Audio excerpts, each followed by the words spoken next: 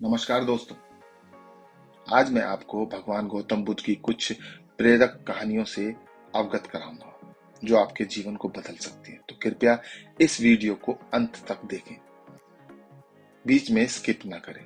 तो पहली कहानी है बुद्ध और चक्षुपाल की।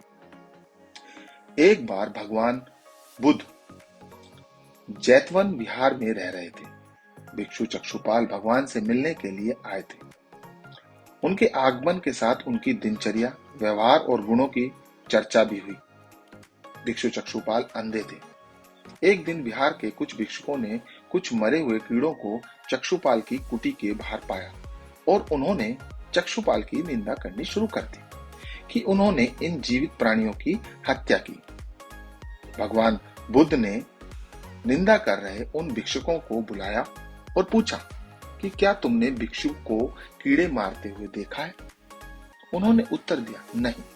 इस पर भगवान बुद्ध ने उन साधकों से कहा कि जैसे तुमने उन्हें कीड़े मारते हुए नहीं देखा, वैसे ही चक्षुपाल ने भी उन्हें मरते हुए नहीं देखा और उन्होंने कीड़ों को जानबूझकर नहीं मारा है, इसलिए उनकी भत्सना करना उचित नहीं। भिक्षुकों ने इसके बाद पूछा कि चक्षुपाल अंधे क्यों हैं? उन्होंने इस जन्म में अथवा पिछले जन्म में क्या पाप किए? भगवान बुद्ध ने चक्षुपाल के बारे में कहा कि वे पूर्व जन्म में एक चिकित्सक थे। एक अंधी स्त्री ने उनसे वादा किया था कि यदि वो उसकी आंखें ठीक कर देंगे तो वो और उसका परिवार उनके दास बन जाएंगे। स्त्री की आंखें ठीक हो गई, पर उसने दासी बनने के लिए ये मानने से इनकार कर दिया। चिकित्सक को पता था कि उस स्त्री की आंखें ठीक हो गई हैं। वो झूठ बोल रही है। उसे सबक सिखाने के लिए या बदला लेने के लिए चक्षुपाल ने दूसरी दवा दी। उस दवा से महिला फिर से अंधी हो गई। वो कितना ही रोई पीटी, लेकिन चक्षुपाल जरा भी नहीं पसीजा। इस पाप के फलस्वरूप अगले जन्म में चिकित्सक को अंधा मरना पड़ा।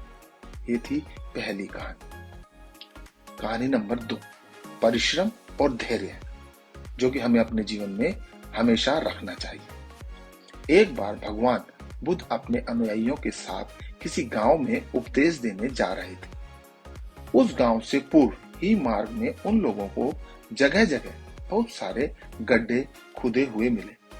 बुद्ध के एक शिष्य ने उन गड्ढों को देखकर जिज्ञासा प्रकट की। आखिर इस तरह गड्ढे का खुदे होने का तात्पर्य क्या है? बुद्ध बोले, पानी की तलाश में किसी व्यक्ति ने इतने गड्ढे खोदे हैं। यदि वह धैर्यपूर्वक एक ही स्थान पर गड्ढे खोदता तो उसे पानी अवश्य मिल जाता, पर वो थोड़ी देर गड्ढा खोदता और पानी न मिलने पर दूसरा गड्ढा खोदना शुरू कर देता। व्यक्ति को परिश्रम करने के साथ धैर्य भी रखना चाहिए। इस कहानी से हमें यही सीख मिलती है। कहानी नंबर 3, अमृत की खेती। एक बार भगवान बुद्ध भिक्षा के लिए एक किसान के यहाँ पहुंचे।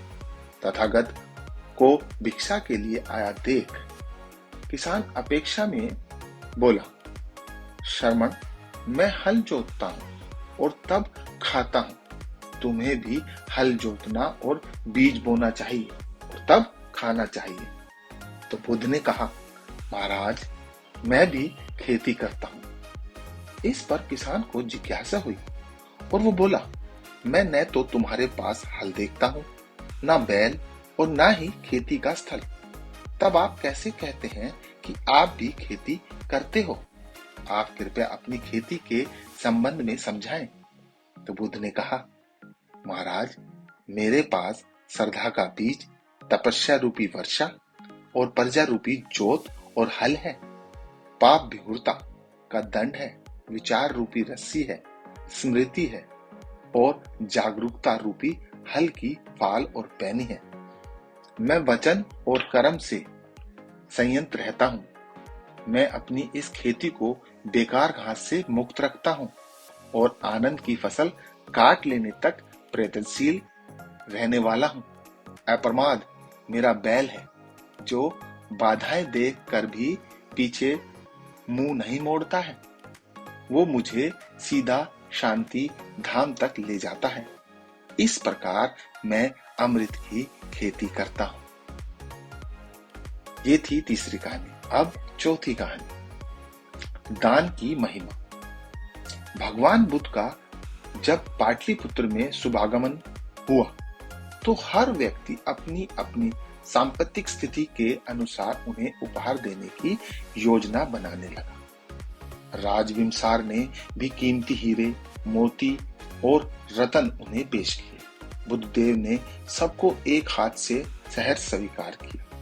इसके बाद मंत्रियों, सेठों, साहूकारों ने अपने अपने उपहार उन्हें अर्पित किए और बुद्धदेव ने उन सबको एक हाथ से स्वीकार कर लिया।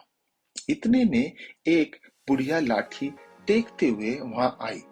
बुद्धदेव को प्रणाम कर वह बोली, भगवान, जिस समय आपने आने का समाचार मुझे मिला उस समय मैं यह अनार खा रही थी। मेरे पास कोई दूसरी चीज न होने के कारण मैं इस अध खाए फल को ही ले आई हूं। यदि आप मेरी इस तुच्छ भेंट स्वीकार करें तो मैं अहोभाग्य समझूंगी। भगवान बुद्ध ने दोनों हाथ सामने कर फल ग्रहण किया। राजविमसर ने जब यह देखा तो उन्होंने बुद्धदेव से कहा, भगवान क्षमा करें, एक प्रश्न पूछना चाहता हूं।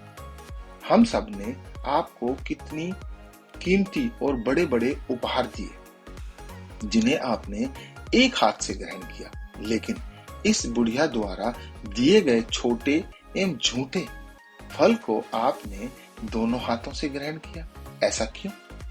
यह सुनकर बुद्धदेव मुस्कुराए और बोले, राजन, आप सबने अवश्य बहुमूल्य उपहार दिए हैं, किंतु ये सब आपकी संपत्ति का 10वां हिस्सा नहीं है।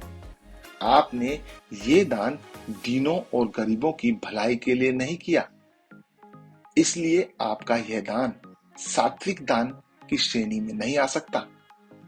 इसके विपरीत इस बुढ़िया ने अपने मुंह का कोर भी मुझे दे डाला है।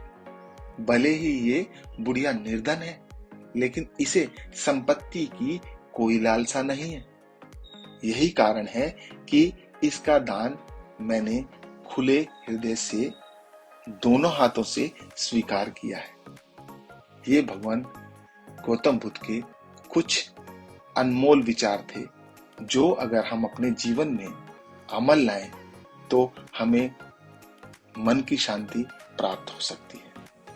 तो दोस्तों, कहानी कैसी लगी कमेंट में जरूर बताना और मेरे चैनल को लाइक, सब्सक्राइब जरूर करना। धन्यवाद। आपका दिन शुभ हो।